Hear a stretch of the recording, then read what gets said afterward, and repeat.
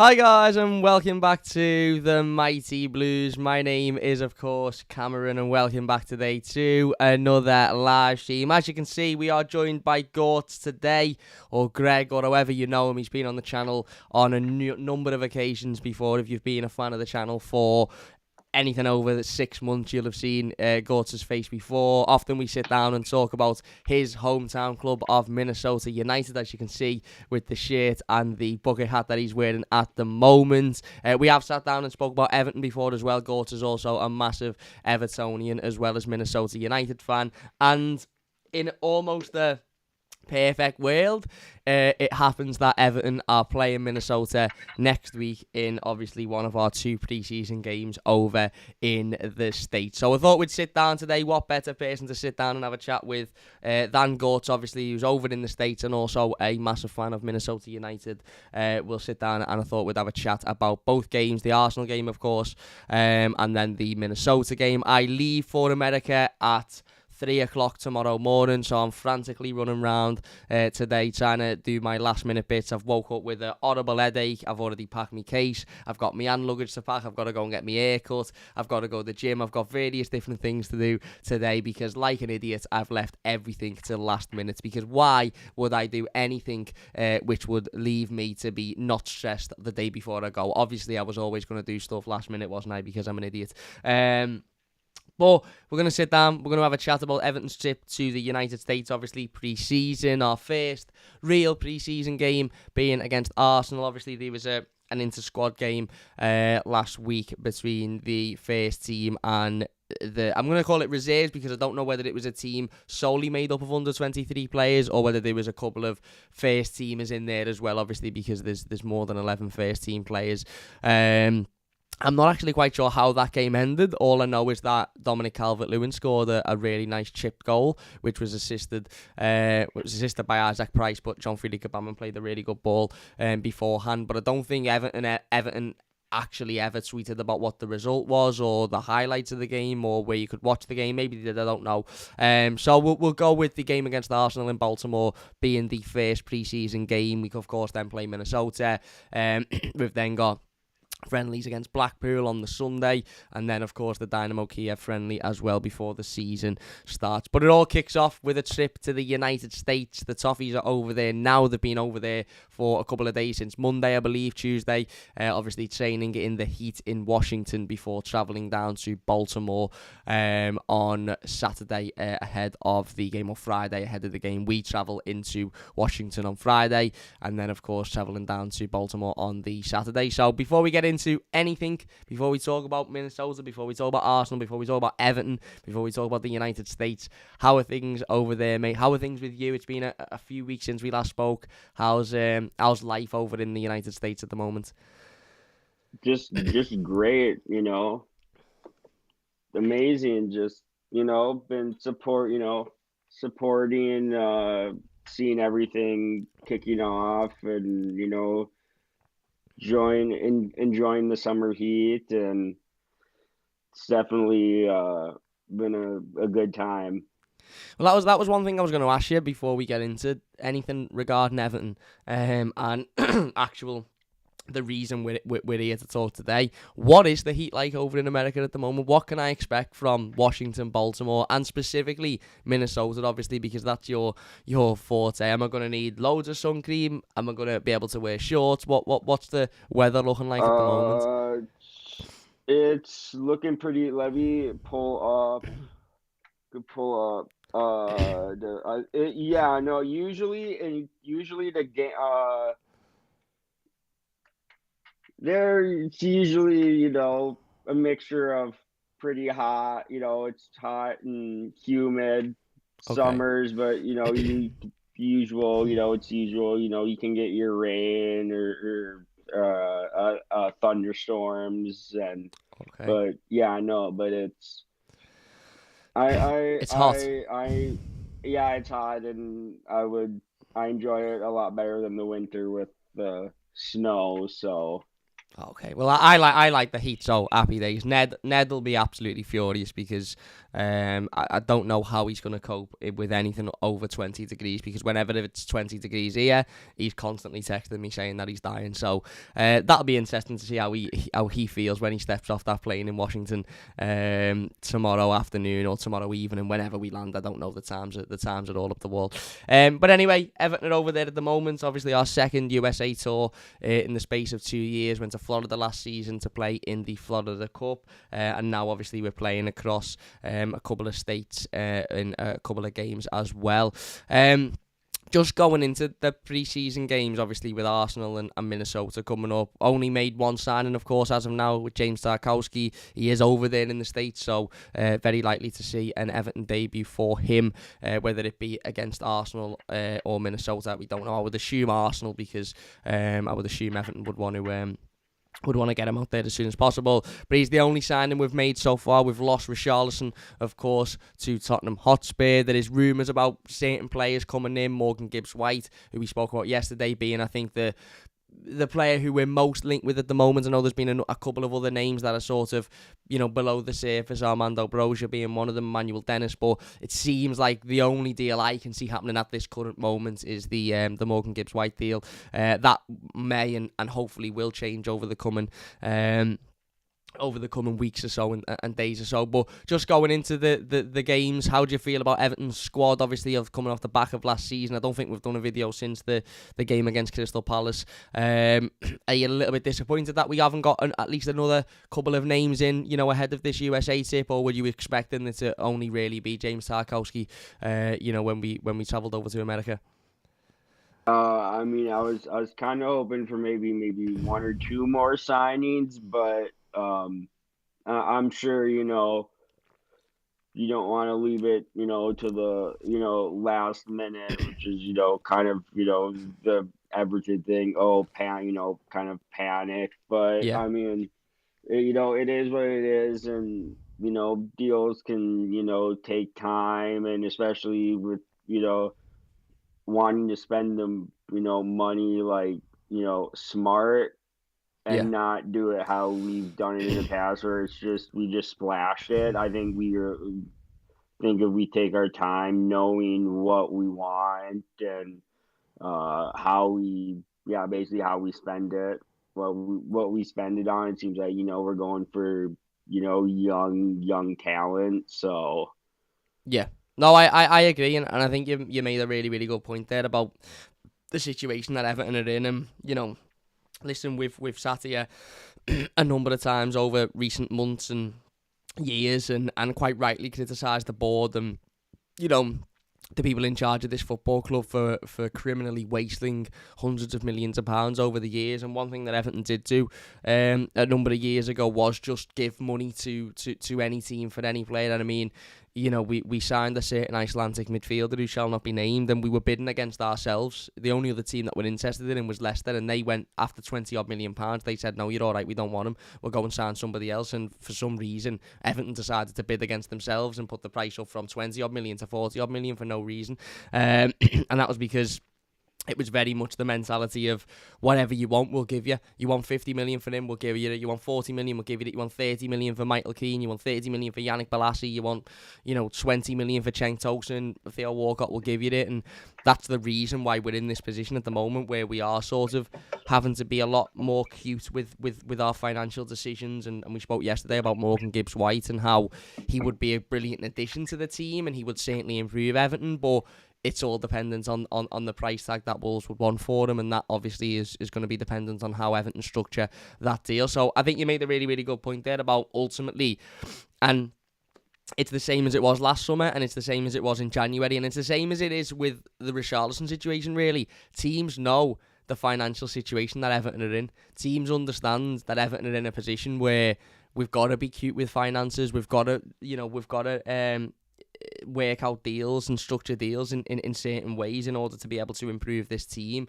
And football clubs in the Premier League aren't stupid. They're not going to give us their best players for cheap because we're in a shocking situation financially. They're going to want a little bit more money, and that's where Everton have to be, as I said, a lot better financially. And that's where Kevin Thelwell's job comes into play, really, is to say, okay, well, we might want Emmanuel Dennis. We value Emmanuel Dennis at £20 million. Watford might say, well, we want 30 million. And instead of Everton going, well, he ought to have 30 million, then Everton go, well, actually, no, we don't value him at 30 million, so we'll say thank you, but we'll go and look at somebody else. And that is maybe the reason why we haven't signed anybody other than James Tarkowski, who of course come in on a free because he was a free agent. And it is disappointing, and it's especially disappointing for fans like Gortz and other fans that are over in the States who, would have liked to have seen a couple of new faces, a couple of new additions. I'm sure Gortz is exactly like myself, as well as everybody else in the States. We're sick of seeing these same players. They very, very nearly zagged us into the Championship last season. So a couple of new faces, a couple of new additions would have been refreshing. It would have been nice. And obviously Tarkowski's there, and I'm sure we'll all be looking forward to seeing him play. But it would have been nice for there to have been a couple of more. But I suppose if you were to say, I'll put this to you, mate, if I was to say to you now, Everton, let's say in a parallel universe, we've spent 50 million this summer, we've brought in another 2 players, but you're thinking, ooh, they're a bit risky, them, are they going to be good? Or we're sitting here now only bringing in Tarkowski, but we're working better with money and we're trying to structure deals in a lot better. What would you prefer? I'd prefer the latter, personally. I think definitely, like I said, we need to spend the money smarter, exactly how we need to do it. And, knowing Frank and how he, with the young, especially, young players, that's what it looks like we're going with. And, building for the future. And, and if we can, at some point, get make some money on a player, that we signed for, less. It's always, good to always, keep that as well. So. Yeah, no, I absolutely agree. Making profit is ultimately a key fundamental of football, isn't it? And this is something that Everton have got drastically wrong over the years, is we're just simply not sustainable. We don't make enough money, we don't bring enough income in, and doing things like this, going over to the United States and being able to explore the American fan base, of which Everton have quite a vast American fan base because of Tim Howard, because of Landon Donovan, because of our time in the States previously. This is important to get the name out there. The Australian trip in November will be good for that as well. It's a shame we didn't utilise James Rodriguez a lot more, because he was a global superstar, and I do sit here, and whilst I'm not gutted that he's not at the football club anymore, because I think his wages were contributed to the reason why we're in a position that we are in now. However, I think Everton could have done a lot more marketing-wise to get the name out there when James Rodriguez was an Everton player. But as you said, bringing in younger players and players that are there for the future. As I said, we spoke about Morgan Gibbs-White yesterday, and how long have we sat here and said we need to bring in young players who are doing well in the Championship, and now we're being linked with a young player who done well in the Championship. It's a good sign. It's a much better sign than being linked with players like Harry Winks, which ironically we've also been linked with this summer. So I don't really know where Everton stand on transfers. I suppose we'll just have to wait and see who's through the door come the end of the window. But let's have a little bit of a chat about the States then.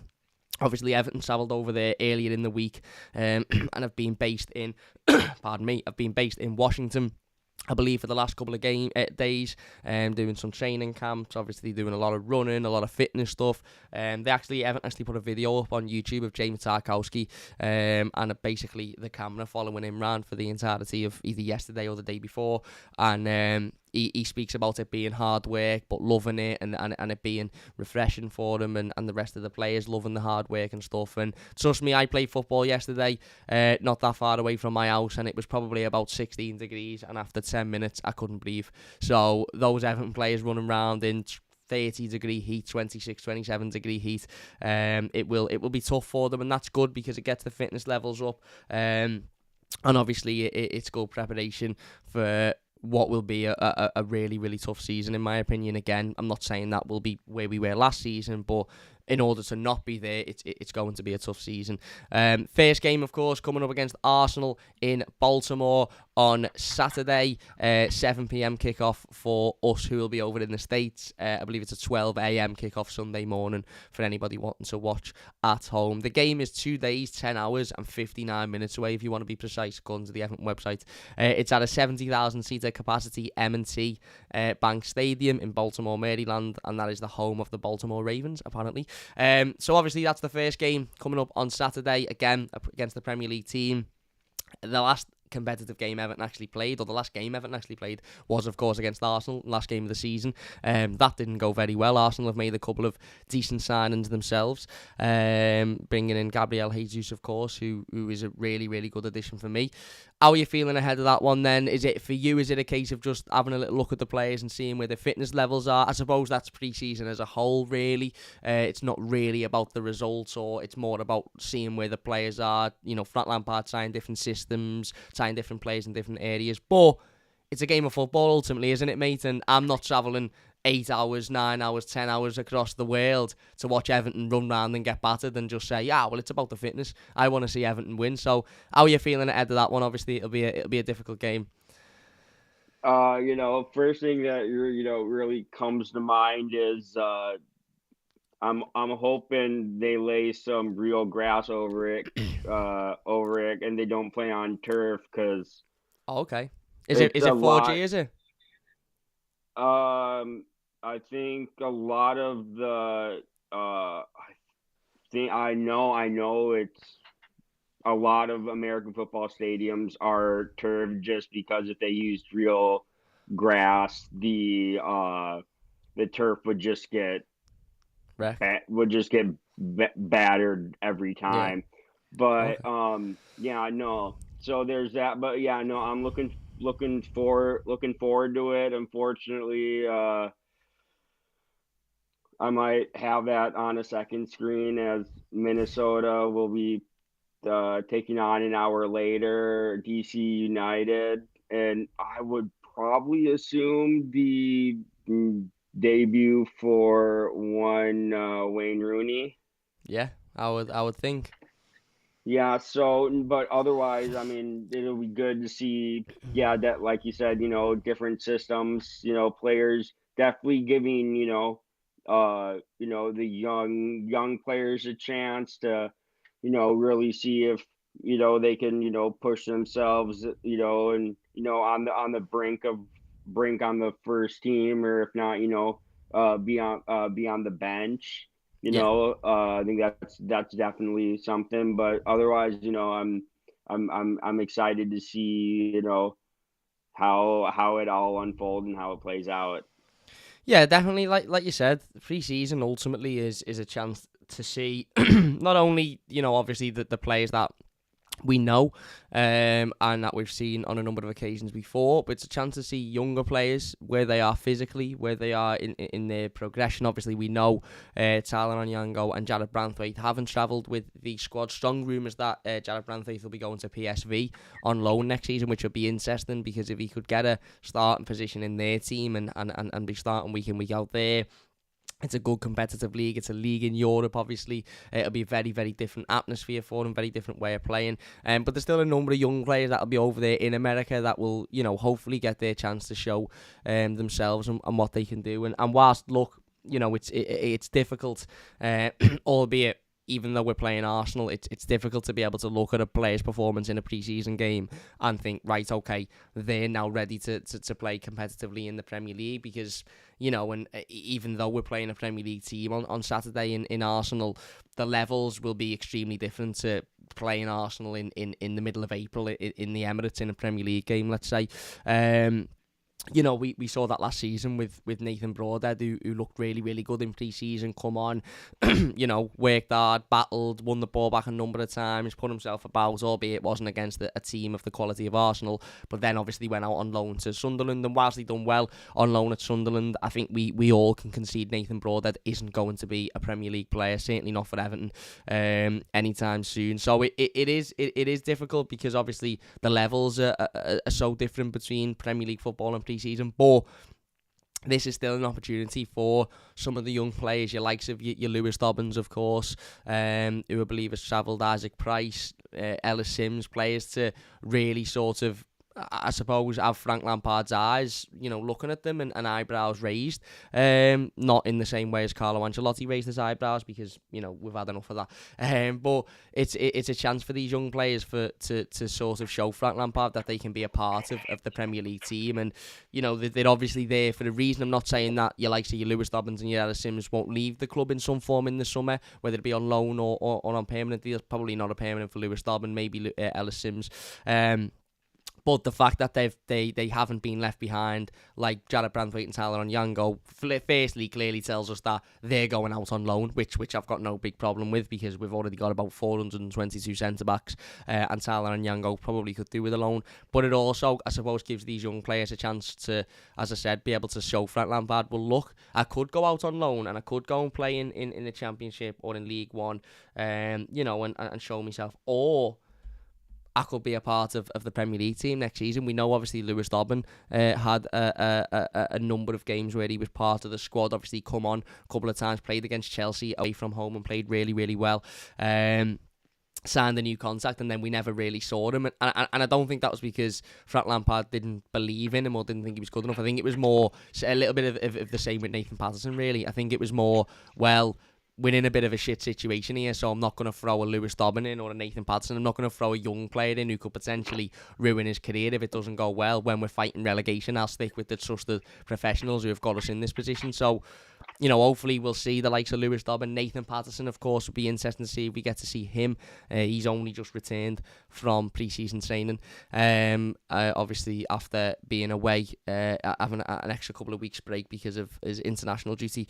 But these are players that it'll be good to have a little look at. It'll be good to see where their fitness levels are up to, and it'll be good to see where they're up to in regards to being able to fit into this team and battle with ultimately, firstly, an Arsenal team who, as I said, have strengthened and come very close to finishing in the top four last season. So again, for pre-season is very sort of, you want to win every game, because we're Evertonians, and I'll never sit here and say I'm not that arsed about us winning, or I'm not that arsed about us losing. I want Everton to win every single game, because I'm an Evertonian and that's what I want. But in the grand scheme of things, it is about other things. It's about fitness levels. It's about giving young players opportunities. It's about ultimately Frank Lampard being able to try different things. And I wanted to ask you, mate, do you think this is an opportunity for Frank Lampard to try something different? Because ultimately, the back end of last season, Frank come out himself and practically said, listen, it's about winning games of football. We'll talk about tactics. We'll talk about formations. We'll talk about this, that, and the other at a different point. At the moment, it's just about winning. And he was right. He was right for the last 2 months of the season. It wasn't about how lovely we played or how brilliant we passed the ball. It was about fighting and winning, because we were in the relegation battle, and we very nearly, if certain things wouldn't have gone the way they did, we'd have been playing Championship football next season. So, do you think this pre-season tour in itself, and then obviously the games that will follow it, do you think this is an opportunity for Frank Lampard to try some different things, whether it be a different formation, whether it be players in a different role, maybe Dele next to Dominic Calvert-Lewin, maybe I don't know, Anthony Gordon in the number 10, even though he's been given the number 10. Do you think it's an opportunity for Frank to try something different and experiment a little bit? I think that's always kind of expected during preseason, test out different, tactics, players in different positions, see how they play in those positions, which, I think is, great, because, if you can, have a team that, can learn to play and, you don't want like too many and like overwhelm them, but get them comfortable playing in two, three different systems. Tactically, I think it's always very versatile because then you can always through the season, if kind of okay, how how depending on the opponent, who we face, do we go more kind of defend kind of defensively, Yeah. or do we always try to match them and be more on the front foot. Yeah. No, I agree. I agree. I think you're spot on, and as you said, different games will require different systems. And obviously, a game against Arsenal will maybe require a different formation than a game against Minnesota. But it's a chance, like you said, it's a chance for Frank Lampard to try different things. I agree with what you're saying there, by the way. I think you're spot on. It's important that he doesn't try too many different things because we know that this set of players is easily confused, and we don't want to throw a plethora of new things at them. But maybe a different formation. There's a lot of rumours and murmurs at the moment about Frank Lampard playing three at the back, obviously with Tarkowski coming in. Where does Yerry Mina fit in that when he's fit? Where does Ben Godfrey fit in there when he's fit? Are we going to play a three at the back with wide fullbacks being Patterson and Mikalenko? I think Seamus Coleman's got an injury at the moment, I read yesterday. So surely we'll see a little bit of Nathan Patterson. And then where does that leave the wingers then? Is it going to be a formation which allows wingers as well as wide fullbacks, or is it going to be a formation which, it sort of narrows itself? And then where does that leave Anthony Gordon? Where does that leave Damari Gray? So it's interesting, and I'm sure we will see a bit of a difference, and I'm sure Frank Lampard will have spent the last couple of weeks really thinking about what he wants to play and how he wants to play, because ultimately that will affect transfers as well, won't it? It's Frank Lampard sitting here saying, right, okay, well, I want to play a five at the back. I want my wide players to be the fullbacks, and then I want it to narrow in. I want it to be Dominic Calvert-Lewin, let's say next to another 15 goal a season striker if we can bring one in. That means that we might not necessarily be utilising the wingers, or Frank Lampard might think, well, I've got Dom there, I've got Dele there, I've got Gordon, I've got Gray, I've got Iwobi. If I can get another midfielder that gets 10 goals a season, we might need a direct Richarlison replacement. Now, I said yesterday I wouldn't be confident going into next season without a direct Richarlison replacement. But depending on the way Frank Lampard wants to play and the system and the style and the formation, he might think we need a direct Richarlison replacement. He might just go and bring in another midfielder who can score goals and then utilise the wide players for Dominic Calvert-Lewin, Anthony Gordon and Damari Gray. So it's interesting, and I'm sure the Arsenal game will be a good chance for us all to see the fitness levels of the players, and a different system, a different way of playing. I'm sure we'll see Dele in there, Anthony Gordon again, and it'll just be a good chance to watch Everton, because although they put me through arguably the worst couple of months of my life, they did also give me the best night of my life, which I'll admit openly. And although I was absolutely made up to see the back of the back end of last season, and absolutely made up for last season to finish, I would be lying if I was to say I don't miss them. I'd be lying if I was to say I'm not absolutely excited to watch us again. Now that might change at half time depending on what the score is in the game against Arsenal on Saturday, but I'm really looking forward to getting in that stadium and watching the Toffees. Obviously, as I said, the Arsenal game is on the Saturday. Everton then travel to Minneapolis to take on, and I'll read the how it's written in the website. Everton will then travel to Minneapolis to take on Toffees legend Adrian Heath's Minnesota United at their own Allianz Field on Wednesday, the 20th of July. Kick-off 7 p.m. and 1 a.m. Obviously in the UK. This is a game that I am massively massively looking forward to for a number of reasons, mate. Personally, because obviously we've built a relationship over the last couple of years, and we've spoken an awful lot about Minnesota, and I've tried to watch as many games as I can, and I've kept up with all the transfer news, and we speak daily on Twitter regarding this sort of stuff. But also for Everton as well, it's a good chance to get out there, play a team in the MLS, obviously managed by an Everton legend in Adrian Heath. And as soon as this was announced, the first thing I thought was, wow, I can't wait to sit down and talk to Gortz about this. How excited are you from a personal point of view about this game of football, mate? Because it almost feels like, and this is probably not the reason, but it almost feels like Everton have put this game on for us. Yeah, I've said I can die happy knowing that my favorite English club is playing my local club. But no, when that got announced, I immediately called. I think I called my dad 5 times at work because he kept on not answering. And so I said, we're getting tickets to this game. I don't care. I'm taking time off from work for this. I don't care if it's, one of the busiest days at work. I'm going to this game. But yeah, no, it'd definitely be interesting to see how it is. But my first initial reaction was kind of that. But let's just say, as far as there are a lot of people Minnesota fans who probably wouldn't be so very positive on Heath right now. Okay. I'm just gonna give you that as a that's heads fair. up, That's fair. That's heads fair. up, because every manager but yeah, no, I'm over the moon.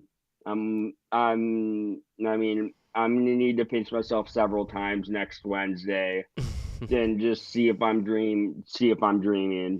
That's fair. And obviously we'll get to see each other again and meet up again before the game and have a chat. And just in terms of Minnesota, then obviously you've followed them, weekly, daily. The club, ultimately you're a Minnesota United fan.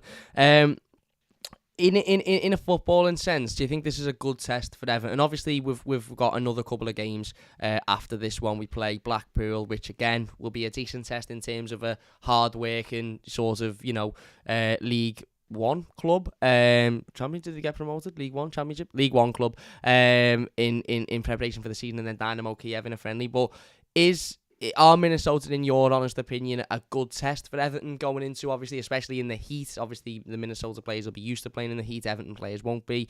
Do you think this is a good opportunity for Everton and Frank Lampard to test these players?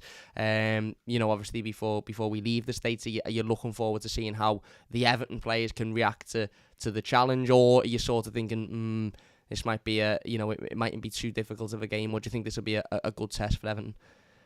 I definitely think this will be a good test, because I was there at the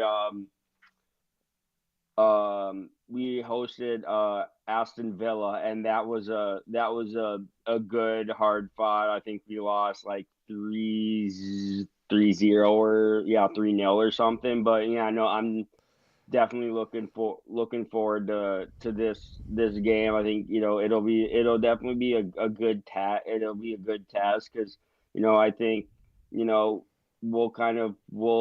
but like as far as me, from like a Minnesota perspective, I'm interested to kind of see how maybe one or two players kind of deal with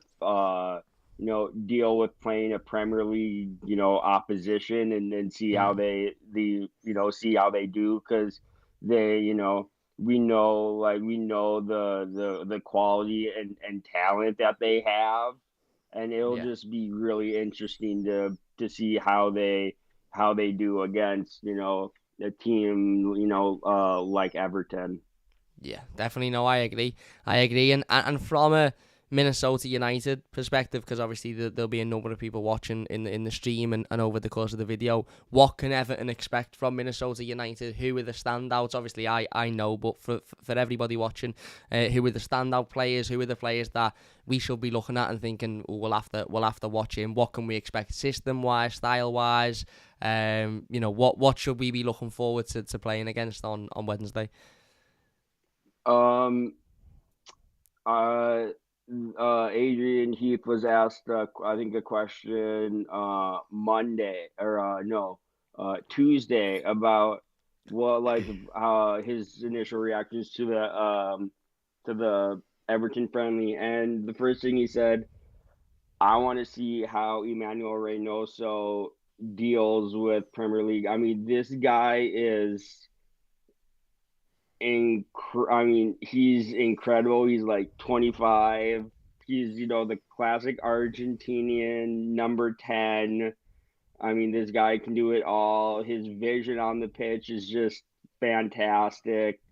I mean, there's nothing, there's nothing, bad you could say about Emmanuel Reynoso. We bought him from he played for Boca Juniors. Just incredible. And then another one is goalkeeper Dane St. Clair. He this season he's been like out of this, like he's one of the, like, as far as like top metrics, as far as like one of the top performers as far as goalkeepers in MLS, and he's only he's 25 years old. He's I think if he continues his form, I think he puts a very good start on starting for Canada at the World Cup. But yeah, no, he's massively.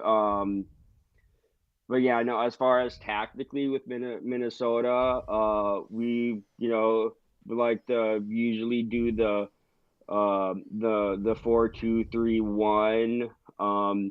We love to have attacking fullbacks. So kind of expect a bunch of crosses into the box, and it's definitely that's kind of the style, or kind of hit on the fast break, or kind of really try to play different styles, but always try to remain compact and retain the same shape. Interesting. Very, very, very interesting. It'll be interesting to see how Frank Lampard can combat that. I'm sure Frank Lampard and Adrian Heath will have a number of conversations. We know, obviously, Frank has really taken in the atmosphere of the club and what it means to be an Everton sort of, well, an association with Everton in a manager form. And we know, obviously, he witnessed firsthand at the end of the season the atmosphere of the fans, and I'm sure Adrian Heath will be able to sit down with him and have conversations about the days Everton were winning league titles and FA Cups and all of that sort of stuff, and really nail into him how important this football club is. But it'll be interesting, because obviously it's a completely different league, completely different pace, completely different way of playing, and the general, I think, sort of naive conception with MLS is that MLS teams aren't very good, and Everton will steamroll Minnesota, and the level of quality will be too vast. But I don't actually think it will go in that way. Not only because it's pre-season and obviously it's a completely different climate for Everton, but just because I just don't think that's how football works anymore. I don't really think any team from any league steamrolls any team, because their league is much different. It just isn't really how it works. The Champions League final proved that in itself. How many people had Real Madrid to get to the Champions League final when they lost to Sheriff in the group stages? So it will be interesting. It's a game that I'm really, really, really looking forward to. As soon as this was announced, I was like, yep, I'm going over. There's not a chance I'm not getting over there. It's going to be a long week of travelling. We travel from Manchester into Dublin, and then from Dublin to Washington tomorrow. We then and in Washington, we get the train to Baltimore, I think. We've then got an internal flight to Minneapolis. It's going to be a mad week of travelling. I'm going with, obviously, all of the Toffee TV lads. I'm absolutely made up. I'm so excited. I just need to remember to not forget my passport, which is currently sat to the left of me here, so I don't forget it. But no, it'll be great. Obviously, it'll be great to see. It'll be interesting to see the likes of Reynosa as well, because he is obviously South American. He's come from Argentina. He's very, very clearly a top quality player. I've watched him a couple of times myself, and I just think this kid he's got something. He's got quality, and who knows? Maybe Frank Lampard will see that in him himself and bring him on the plane back to Merseyside come this time next week. But no, it'll be great, and obviously I think everybody's looking forward to getting over, and I'm just watching Everton again, really. But again, being able to watch us test ourselves ultimately, because the Florida Cup was good, but obviously with COVID and stuff, and I think Arsenal dropped out of that, Inter Milan dropped out of that, we weren't really tested. We played a couple of South American teams. It was a workout, obviously, in the heat, but this will be interesting to test ourselves against two sides that I think are of a good quality, and certainly won't be a run in the park for Everton. But yeah, again,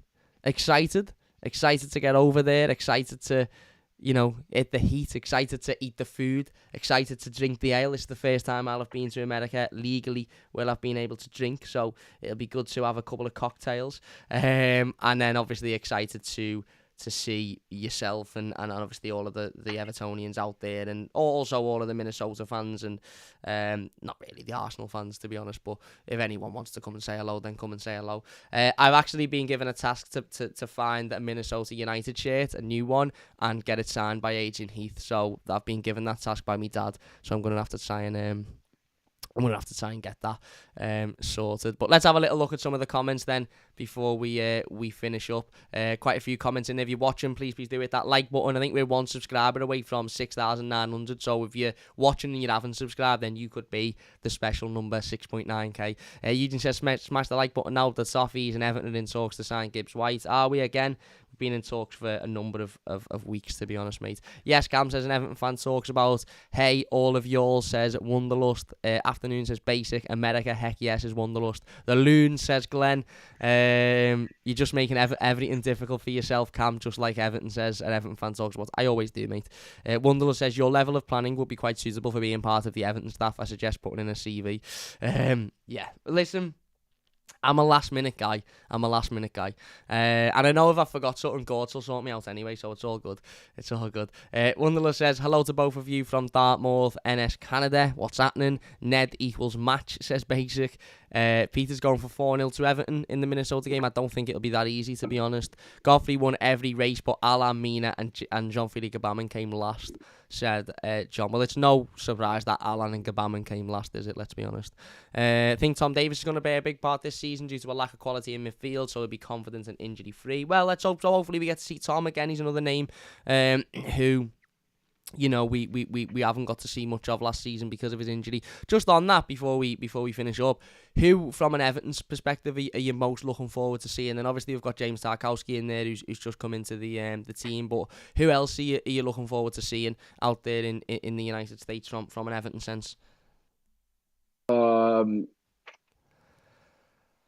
Probably one name, and I'm excited that I think it's expected to be delivered tomorrow, so I will have it for my game, because I'm thinking I'm going to wear an Everton jersey one half and a Minnesota jersey the other half. Okay. But that is the new number 10, Anthony Gordon. Of course, Dominic Calvert-Lewin, Jordan Pickford, I think, the Everton squad in a whole. And as far as getting a Minnesota kit and the Adrian Heath autograph, I can definitely sort that out. I know how. I mean, yeah, I can definitely. We'll talk after, and I'll tell you how it can be done. Hopefully, fingers crossed he stops. But My mum. We'll get him to stop. He'll hear the Scouse accent and he'll stop. My man. Jack the Lad says Alan's still recovering from injury. And also, I'm sure that's what Frank said. Yeah, he had the hernia operation, I think, towards the end of the season.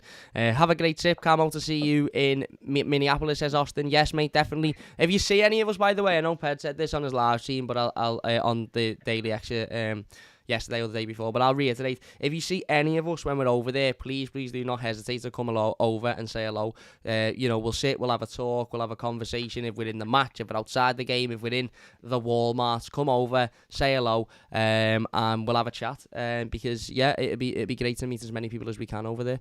John says, off the golf now, respect you guys. Cheers, mate, thank you very much. John says, Cam, get one of those bags that you strap to your body and keep everything safe, under 20 quid worth it. Yeah, I'm gonna get. I've got a couple of different sorts of bags and stuff. I actually need to pack me little man bag thing. See, I keep forgetting things. I'm just forgetting things all the time. Big Yeti says, Jack the Lad. Lucky says, Gamba. And John says, there are several bromances amongst the Everton players, but Yeti is loved by everybody. Yeah, he is. Anyway, look, we're going to leave it there then, because I've got a ridiculous amount of things to do before I fly over to the States in less than 12 hours time. Less than 24 hours time. I've got to go and finish packing. I've got to go and get my hair cut. I've probably got to go and buy a couple of more t-shirts, to be honest with you. But massive thank you all for watching. Obviously, a massive thanks to Gorge for joining us once again. Have you got anything to finish on, mate, before we finish up? What would even make the game even more is if Magagule Halangwe got his first goal for Minnesota. Then I think the stadium would, honestly, it would probably be pretty close to Crystal Palace-esque. Well, is what I'm saying. But otherwise, I mean, I'm looking forward to it. It'll definitely be a good game. Looking forward to going out and talking about the two clubs that we hold dear to our hearts, respectively, and then go and watch them play, and definitely for 90 minutes, or at least for 45 for me, it'll be in Everton, cheering on Everton for 45 minutes and cheering for Minnesota for 45 minutes. So I'm over the moon, ecstatic for Wednesday. Happy days. Me too, mate. Me too. Happy days. Well, look, we're going to finish it there. This will probably be the last live stream before America. Ned's staying in ours tonight, so I might try and get Ned to sit down and we'll do one later tonight. But I will try and get as many little videos and stuff and clips out there as possible when we get home. When we're over there in America.